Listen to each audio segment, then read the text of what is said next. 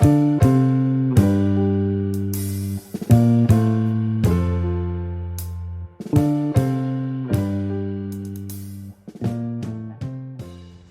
to episode 2 of Bedtime Stories, the Mind at Midnight podcast dedicated to exploring the ways sleep impacts mental health and overall well-being. Today we'll be exploring the connection between mental health and long-term career growth in the medical field.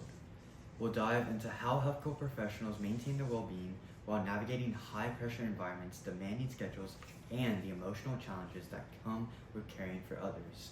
I'm Josh, and joining us today is Julie Nguyen, a pharmacist. She completed her undergraduate studies at the University of Texas at Austin and went on to earn her Doctor of Pharmacy degree from Texas Tech University. With over 22 years of experience working, she brings valuable insight into how she's built a fulfilling career while prioritizing her mental health along the way.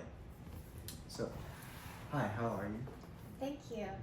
I'm well. Thank you for having me on your podcast. Okay, so we're focusing on mental health here today, and we know that working in healthcare can be very demanding. So how do you take care of your mental health? You're very correct. Working in the healthcare is very demanding.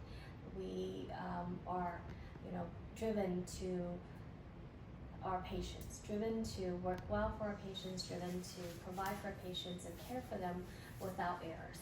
And so that in itself can be very stressful. I see. And how do you take care of your mental health by doing these things? Part of my own process is how do I take care of myself so that I can be my best self when I show up to work. If I don't show up on time, our patients are affected, right? If I show up and I am irritable, our patients are affected. If I show up stressed and anxious, our patients are affected. So therefore, I try to present myself well at work and take care of my own self mentally so that when I do show up at work, I'm at my best self as much as I can possibly for each day. I see. And is that hard at times? It can be, yeah, for sure it can be. But there's things that I do prepare, at home before I go to work. Have I had a good night's sleep, right? Have I had, proper nutrition, right? So there's things, of course, that I do at home. Do I try to, plan to leave the home a few minutes early in case there's traffic and in case that I don't want to be flustered coming to work and I want to be there on time. So there's definitely things that I need to plan in order for me to prevent as much as anxiety and much as stress as I possibly can for myself. Right. Okay. And speaking of, have you ever had any major setbacks during your career, since we know that you have over 22 years? I think that, so personally I am a people manager. As people manager, it is very stressful. I do need to manage my team so that they can take care of the patients, but also need to manage them. And Right. They also need to be in their own best selves. Their own mental health is also as important. It is for them as my own is important to myself.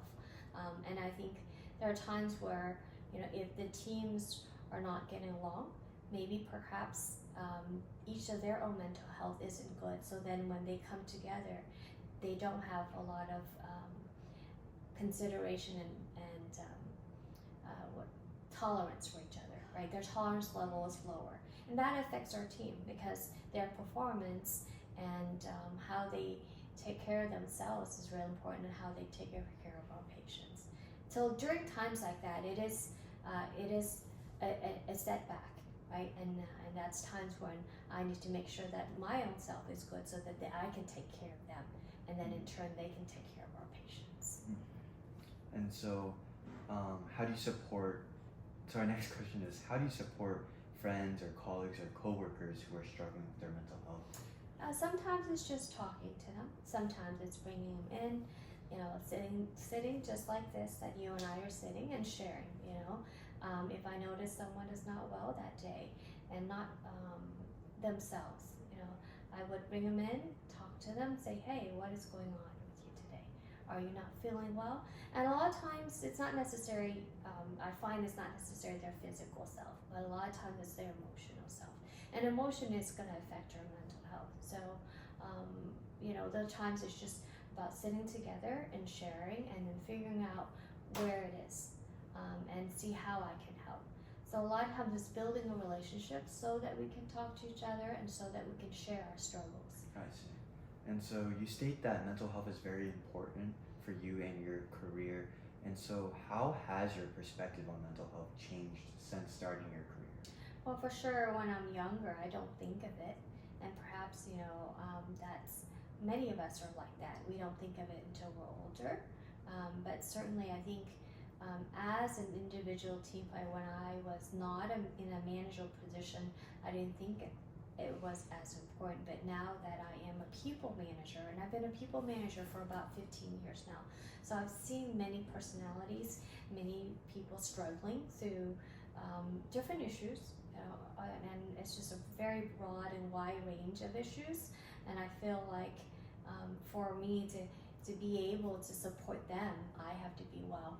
But I know that for them to do well, for them to be integrated into the team, for them to function well, for them to even to receive feedback from me well, they have to be well.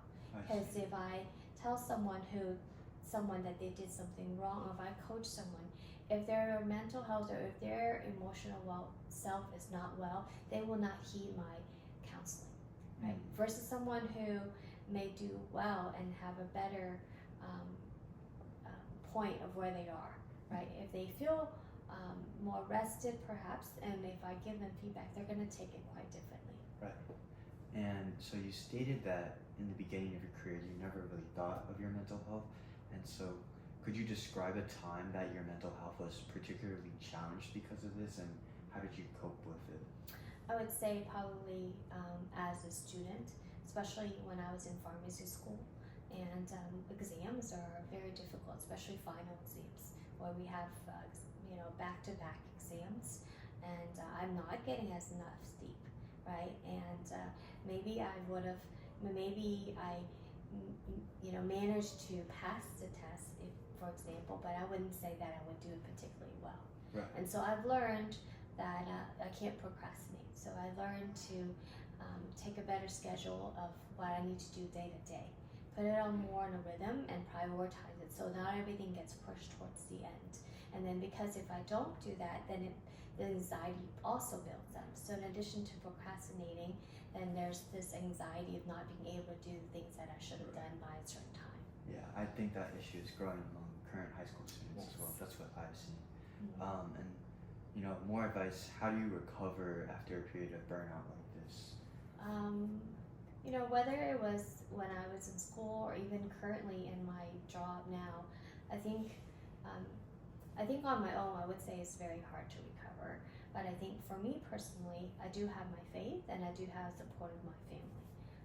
So I think those two, and especially my faith, I'm able to pray, and I'll be able to alleviate a lot of my burdens and a lot of my stress. Because individually, I don't think I can do this alone, right? Of course. And so, and then just having that peace and knowing I cannot do 10 things at once. I may be able to do those 10 things in that week, but what is needed first? And so it's about prioritizing. When I have 10 things due, which one is really needed first?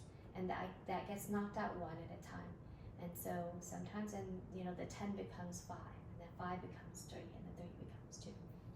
So either prioritize by due date, time, or maybe knock out all the easy ones really quick. Then my 10 is now not a 10, but a 6 or a 3, so forth. I see. And throughout all these questions, you stated that self-care is the most important thing. And moving on to our self-care questions, what does self-care mean to you? Well, to me, self-care can encompass a lot of things, right? But there's good eating, not a lot of junk food, not a lot of sodas, just basic fruits, vegetables. It could be exercise. Some of us get a lot more exercise, but some of us it could just be recreational. Some of it could be just walking, and in that walk you can actually meditate quite a bit. After long walks, and after an hour, actually our brain, gets dopamine. So then you get this dopamine rush with it. But it could be, any types of self-care could mean, just for me, sometimes just cleaning, and so cleaning, getting good night's sleep, even hydration is really important. A lot of people that, and then find a hobby. Sometimes hobbies are really important to do, something that interests you, and then find small groups of friends that you can share your feelings with. I think self-care is all those things, and some people do community service. So self-care, I think, is a range of multiple things that you do, right? But something that you enjoy and something that brings you happiness, I think, is self-care. Okay. And so you said happiness would be the most important. Do you think that is the most important aspect of self-care, is just being happy? And having peace, I think. Peace. Yeah. I see. Yes. And so how do you integrate this into a busy schedule? Let's say like work-life balance or... Sure. My schedule starts pretty early, 5 a.m. or so, and then my days can linger from 4 or 5, depending on how busy I am at work, and that's my work schedule. And then in the afternoons, I also have 4 children, and they're teenagers, so I take care of them, cook their meals, and a lot of times we get to talk at dinner, and a lot of times we don't, right? But even the few weeknights that we do get to talk and have dinner together, it is very, very healing for me. And it's just small moments, I think not having a lot of high expectations, but able to find joy in the bits and pieces throughout the day. That's good. Now moving on to sleep, could you tell us exactly what your work schedule is like, and what a day by day, more in depth, when do you go to bed, when do you wake up? Sure. Yeah. Again, I do wake up early because I need to be at my work by 6:30 in the morning. And so if you factor back how long it takes to get ready, and my drive is an over 30 minutes commute, so I'm usually up by 5. And so that's a little bit of quiet time for me. Not a lot of quiet time, maybe 20 minutes to 30 minutes, and then I get ready for my work. And then I go to work, and work can be very busy. We have patients all day long, coming for their treatments, and then they go home. And then my drive home starts at 3:30, and then I'll get home around 4 p.m. or so. And then usually I immediately prepare dinners for my family. And then after that, it's just kind of a downtime. That means, self-care, going back to self-care, it just means, like for women, we like to do facials, right? So skincare, hair care, whatever that means. And then just, decompressing, right? Not necessarily being on devices, because devices prolonged can really hinder sleep patterns. And so try to stay away from that. And then having a routine bedtime. Like for me, because I get up so early, I do like to go to bed no later than 10 p.m. And that's just, anything that's routine allows me to sleep better. I see. And so how important is sleep to you? I think sleep is very important. Like Josh has shared, I am a pharmacist, and we check patients' medications. So if we check incorrectly, the patient's harm, it can be very it can be very detrimental to the patient's health.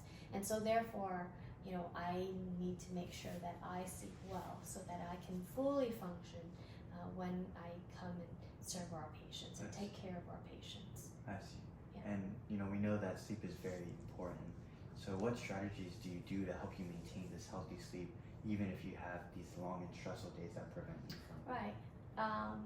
Sometimes, like I said, going back to my schedule, if I'm not able to come home late, then I'm going to have to adjust something. Maybe I had an elaborate meal to make for dinner. Well, if I'm coming home late, then that's not going to happen. So I'm going to have to, be flexible in my schedule and be able to pivot and to do something else that's quicker, so that we all can, start, our bedtime routine, whether it's showering, cleaning up, and so we can still go to bed on time, right? So, even though we may have a schedule, because if our work affects that schedule, then we need to pivot and we need to be flexible.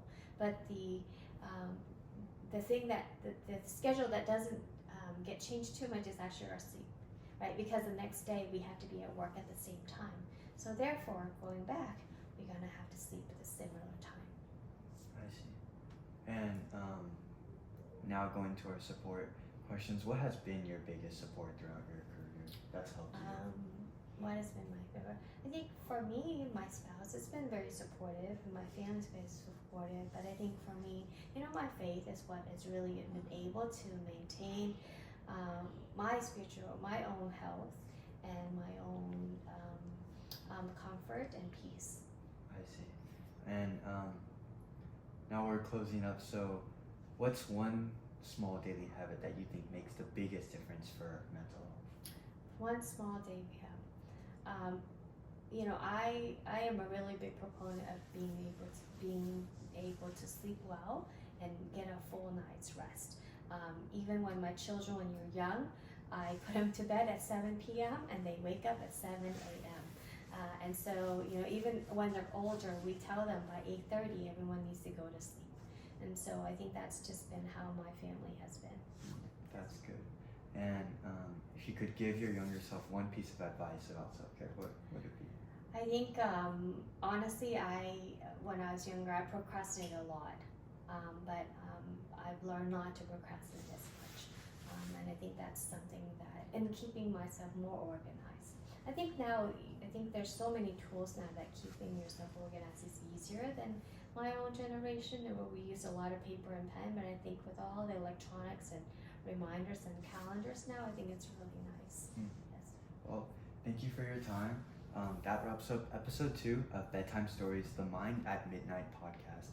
A huge thank you to Julie for sharing her journey and perspective on maintaining mental health throughout a long and demanding career in healthcare. Her story is a great reminder that caring for others starts with caring for yourself. Thank you for listening, and be sure to join us next time as we continue exploring how sleep and mental health intersect across different professions and experiences. Until then, take care of your mind, take care of your body, and don't forget to rest.